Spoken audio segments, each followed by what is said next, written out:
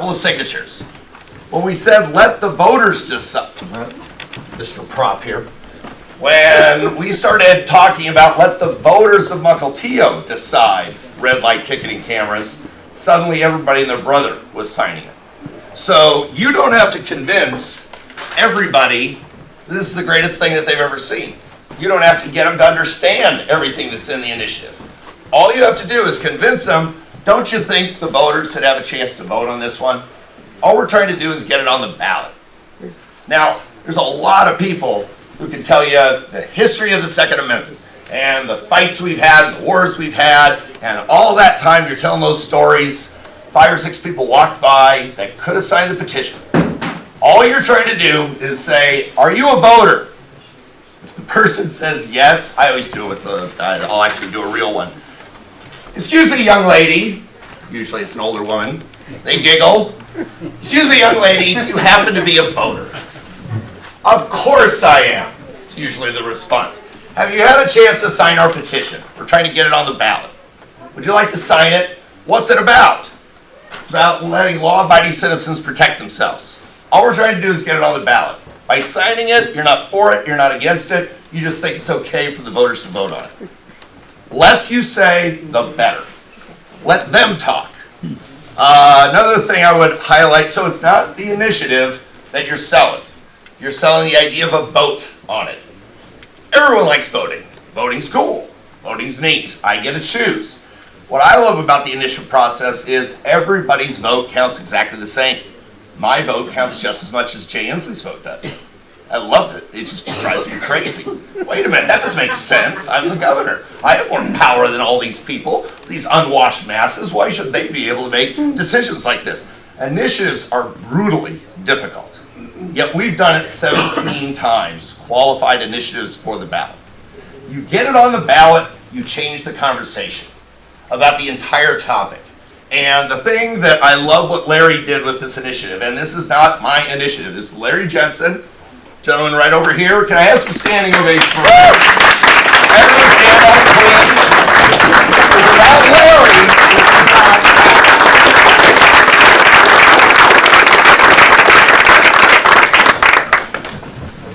what Erik talked about, tip of the spear, is exactly right. You have to have one person who's masochistic enough, I use that word on purpose, masochistic enough that they're willing to sponsor an initiative. If you're the sponsor of an initiative, they start to give you kind of the full rectal exam and they try to examine everything about you and trying to figure out what your vulnerabilities are. But the reality is, you're not voting on a person, you're voting on an idea. And this initiative, see, effing good idea. It's a flippin' good idea. What it says is all these anti-Second Amendment laws, fine for criminals, just leave us law-abiding citizens alone. That's all it is. It's just a differentiation saying criminals, you want to go ahead and have a registry of criminals, I don't have a problem with it. But why would you want to have a government registry of law-abiding citizens? Doesn't make sense to me. Why would you confiscate a law-abiding citizen's firearm without due process? How can you possibly argue the opposition to that? But that's if you get into the details. I don't want you to get into the details. You're trying to get 400,000 signatures in 7 months. We got 500,000 in 5 months. I was 33 years old, had no experience with initiatives, no one knew who I was, nobody knows who Larry is. Nobody cares who Larry is. Nobody cares who Tim Eyman is. What they care about is what does the initiative do? If they like what it does, they'll sign the petition. They'll be more likely to sign it if you're not trying to get them to vote for it. You're just trying to get them to sign the petition so that voters can vote on it. I many times said, I'm against your initiative. If you believe a majority of voters agree with you, sign it, let's put it on the ballot, and then let's find out. If we get it on the ballot, the voters will decide. And maybe you'll hear some arguments in that debate that will maybe change your mind, maybe not. But we're not going to have that debate unless it qualifies. By signing it, you're not saying it's a good idea. You're only agreeing that it's an idea that's worth the voters having a chance to vote on. Now, the thing I love about what Larry did with this initiative is it's very targeted. I can't tell you how many Second Amendment people I've talked about where they talk about, I should have a right to have a machine gun and a tank and a nuclear bomb and all these other statutes that are on the books, and I just roll my eyes and just go, that's not where the fight is. The fight is the magazine ban, assault weapons ban is a stupid term, they made it up, whatever, it's the way people hear about it, and the registry. That's what it's about. And just says those things don't apply to law-abiding citizens. They apply to criminals. Throw the criminals under the bus. I don't care about the criminal being banned from having so many rounds in a magazine. I don't care. That's fine. That law is fine for me if it's for criminals. Assault weapons ban. You don't want an AR-15 in a criminal's hands? I don't have a problem with that. If it's a law-abiding citizen, why should I care? If that's what it takes to be able to protect that person, that should be good enough. A registry. Seriously, this drives me crazy. A government registry of law-abiding citizens, why would you ever want that? No way. There's only one other country comes to mind, but they always say first person brings up Nazis loses the political debate. So I won't do that. But the initiative is very simple. Initiative signature gathering is very simple. You don't give speeches like what Erik gave. Very moving stuff, what he was talking about. You're not doing that. You're having one-on-one conversations with people walking out of a flippin' QFC. And you've got about 5 seconds to get their attention. And if you say, excuse me, young man, older man, laughs, giggles, young man, are you a voter in Washington State? They say no, have a nice day. If they say yes, have you had a chance to sign our petition yet? What's it about? Well, look at it. It says so right there. I had my daughter with me. I would always bring my daughter to the fairs. And we were talking about the fairs earlier. And we would be at the booth. And over time, when she was 8 years old, she would just sit in the back and she would do nothing. As she was 9, she would stand next to me and hold a petition while I carnival barked and yelled for people to come over. And then by the time she was about 12, she was actually offering people a chance to sign the petition. And she once said to me, what if they ask a follow-up question and I don't know the answer? What do I do? I said, don't worry about it, Riley. Nobody ever asks follow-up questions. Next person that walked up, she said, hi, have you had a chance to sign our petition? What's it about? It's right here. This is what it's about. Well, what about this? And she turned to me, gave me the dirtiest look, so angry with me. I bust up laughing, I'm tearing up on my feet, and I answer the question, get it over with. And so she proved that I'm in the right industry, that I lied to my daughter. So sometimes people will ask follow-up questions. And what do you do with follow-up questions? It's a totally legitimate question. If we get the initiative qualified for the ballot, we're going to have a debate over that. But only if it gets on the ballot. I honestly don't want to get into the details of the initiative. I don't know backwards and forwards everything that's in the initiative. You don't need to be an expert on the initiative to collect signatures. In fact, the best paid petitioners, the American petition gentleman here, went out and collected signatures, and I'll bet you anything he didn't read every one of them. He went out with a short little pitch on each one. This is the one that I believe is a really good one. There's going to be others. There's other referendums that are out there. There's some other initiatives that are going to be coming out. They're all great. But this, the Second Amendment, I've heard it said a million times. There would be no First Amendment without the Second Amendment. That's right. The Second Amendment is the teeth that makes it where it's possible for us to have a First Amendment. We cannot have free speech unless we have the ability to protect ourselves and defend ourselves. So to me, this is fundamental. And also, my last rambling point, and it is a political one, is I'm pissed at the Second Amendment community. I'm pissed because I've seen every legislative session come by and they say, this is a constitutional right, I shouldn't have to fight for it, it's guaranteed. And there's 6 or 7 different anti-Second Amendment bills that are introduced. We all go down there, we all testify, everyone stands in line, we all get them watered down. A couple of them make it through, a couple of them get watered down, we all pat ourselves on the back, and then we wait for the next legislative session, rinse, repeat, do it all over again. My head explodes. We're on constant defense. always on defense. We're all saying these are fundamental rights, we shouldn't have to fight for them. It's exactly because we're not fighting and on offense is the reason they keep introducing 6 or 7 different bills every legislative session. This is a chance to be able to take it. I hate applause lines. So, I always hated that when I ran for governor. It's just like, you know. The other thing I wanted to say is Semi is supporting the initiative, has endorsed the initiative, and I just want to tell you how grateful I am that he was willing to do that. Because this is rare. Most elected people who are running for office don't want to make anybody mad, and so they don't take positions on citizen initiatives. So this is very unique for him to be willing to do this. Sir, ask a question. Really quick, who is Semi Bird? Ah. I'm sorry. We'll get to that when I'm done. Okay.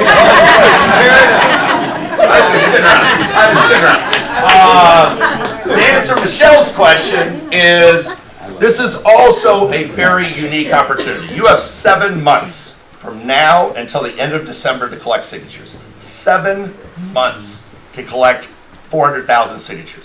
We got 500,000 with a de minimis amount of money, all because we had a handful of people that were willing to get out there and get their hands dirty and get the thing qualified.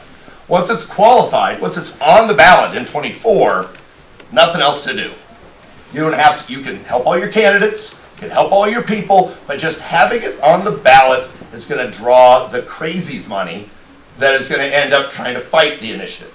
And I wanted to try and convince people why you need a registry of law-abiding citizens.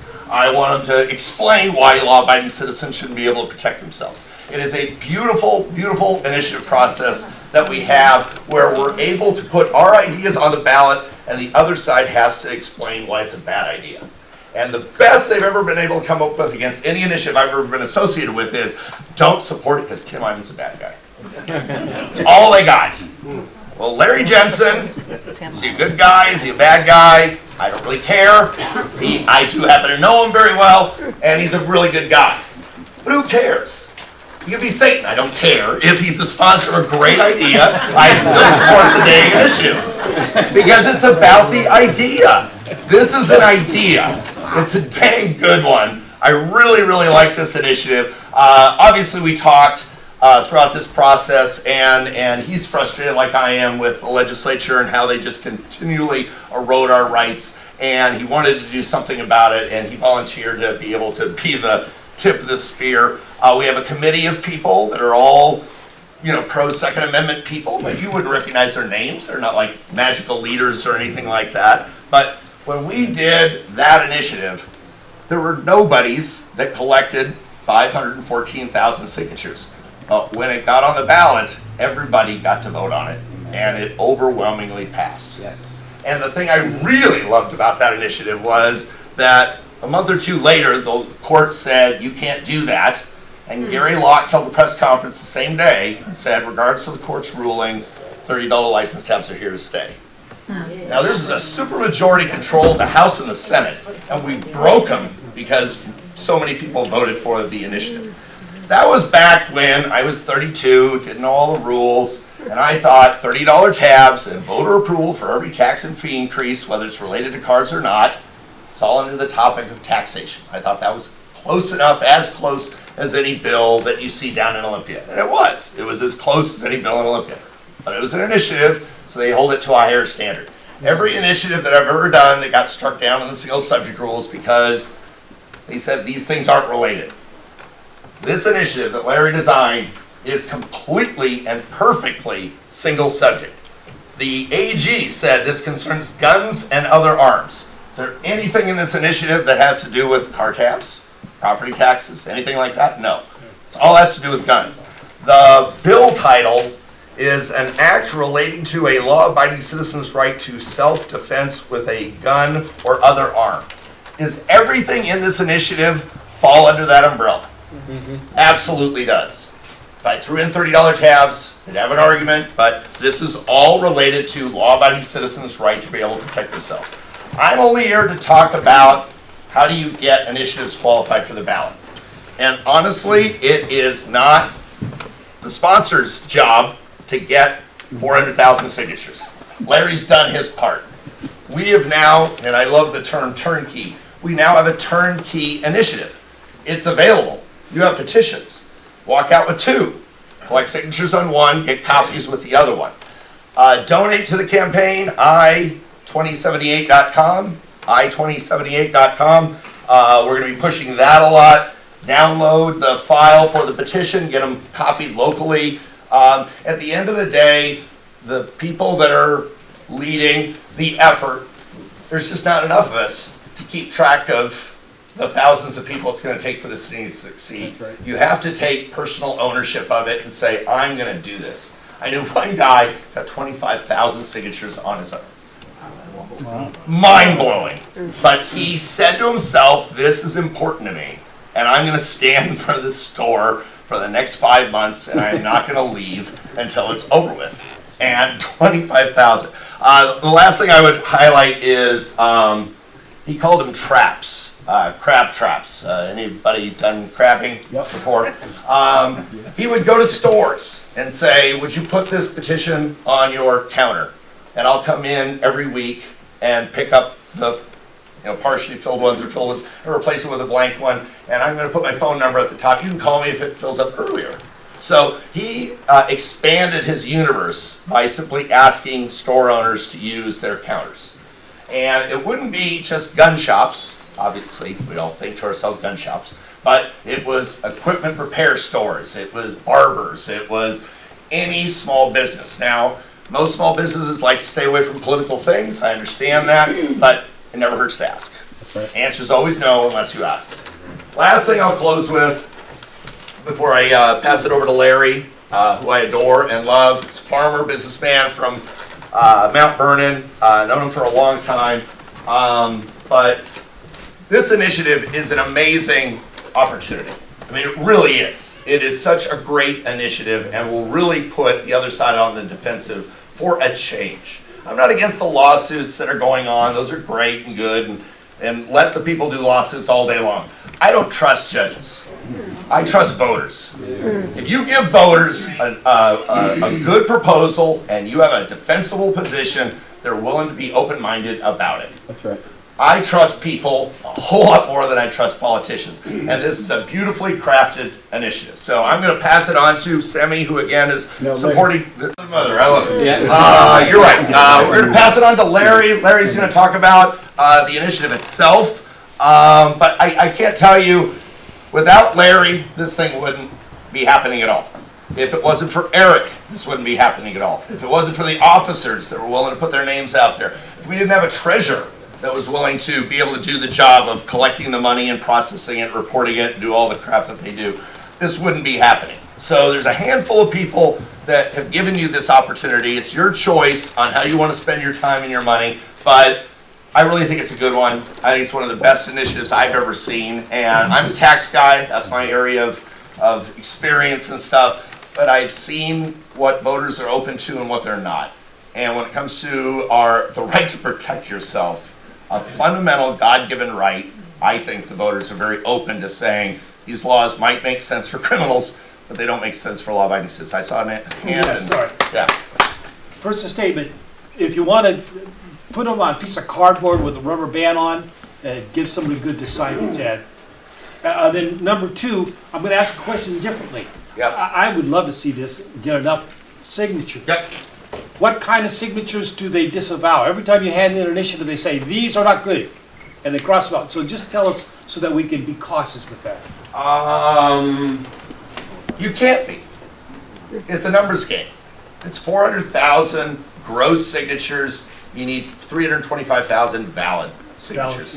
You do the best you can. As far as I'm concerned, if the person says they're a voter, have them sign it, and if they're at a different address, there's something wrong about it, they're old, their handwriting doesn't match, there's nothing you can do about it, So at the end of the day, you do the best you can, and it's about numbers. More signatures you get, the better off you are. 500,000 signatures back then, we were guaranteed to qualify for the ballot. 400,000, you're guaranteed to qualify for the ballot. It's a really simple initiative. No speeches when you're signature gathering, no pontifications, no who do you like for governor, no discussions about anything else. You're trying to get a signature on the petition to let people vote on this one idea. think it's a damn good one. So let's hear from Larry, and thanks again. I don't know if you were like me until just about a year ago.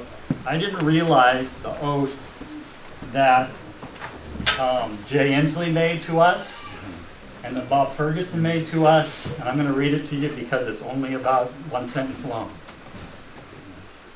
It says, I do solemnly swear that I will support the Constitution of the United States and the Constitution and laws of the state of Washington, and that I will faithfully discharge the duties of the office of Lieutenant Governor or Attorney General to the best of my ability.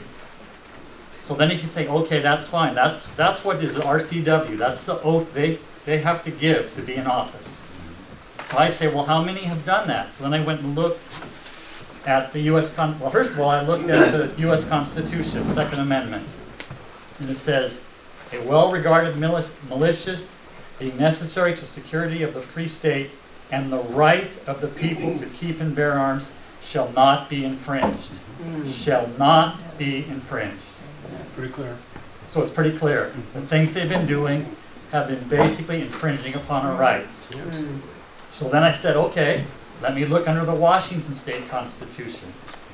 Section 1, it says, all political power, this is the most important one, all political power is inherent to the people, and the government derives their just powers from the consent of the governed, that's all of us, and are established to protect and maintain individual rights.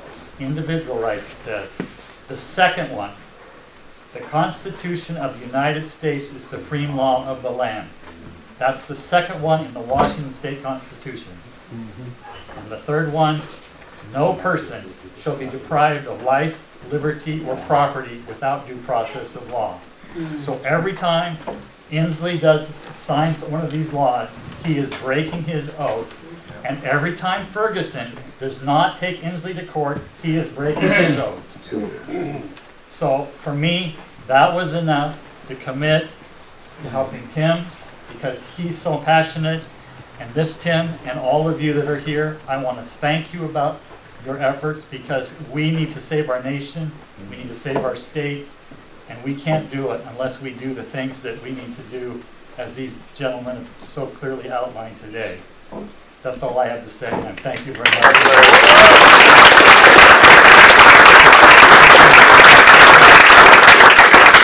So we're gonna keep rolling here. Robin's got a quick 30-second spiel, and then we're gonna go ahead and take a bathroom break if you need to. But we're gonna keep going while you guys are using the bathroom. So, the women's room is having some difficulty. Use the one in the kitchen.